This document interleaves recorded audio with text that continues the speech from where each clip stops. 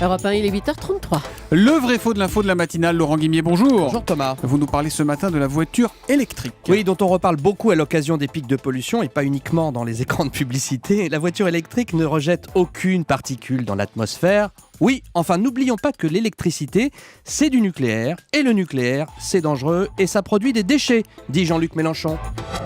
Je proteste contre l'idée que ce serait la solution si on n'a pas réglé comment on produit l'électricité. Pour 1 million de voitures électriques, il faut une centrale nucléaire de plus.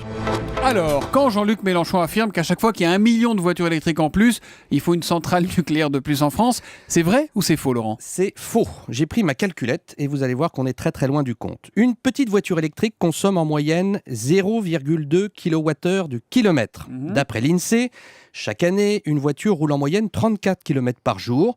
Ça fait donc un peu plus de 12 600 km par an. Alors là, je vous suis. Là, je fais la multiplication toute simple. Ma voiture électrique va donc consommer 2,5 MWh par an. C'est-à-dire qu'on multiplie tout simplement le coût, la consommation kilomètre par le nombre de kilomètres. Bon, ça, c'est pas énorme. 2,5 MWh par an, c'est à titre de comparaison à peu près ce que consomme votre smartphone, votre frigo, plus votre sèche-linge. D'accord. Voilà ce que consomme une voiture.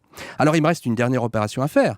Il faut multiplier ce chiffre par 1 million, qui est le million de voitures dont parle monsieur Mélenchon. Ça donne 2,5 TWh. Ça, c'est ce que consommerait 1 million de petites voitures électriques roulant 34 km par jour. Vous me suivez, c'est pas très compliqué. Pour l'instant, ça va. Il faut retenir le chiffre de 105 TWh. Voilà. Et ce chiffre, c'est l'équivalent de la consommation du tiers d'un réacteur nucléaire. Alors, sachant qu'il y a en France 58 réacteurs répartis dans 19 centrales, contrairement à ce que dit M. Mélenchon, on est très très loin d'une centrale nucléaire à construire pour faire rouler 1 million de voitures électriques. Oui, mais c'est tout de même de la consommation en plus, des investissements dans le nucléaire en plus, Laurent. Même pas, parce que mes 58 réacteurs actuels ne tournent pas à plein régime. Et par définition, les voitures se rechargent quand on dort, la nuit, au moment où justement les centrales actuelles sont sous-utilisées. Concrètement, le parc actuel des réacteurs nucléaires absorberait facilement 1 million de voitures électriques.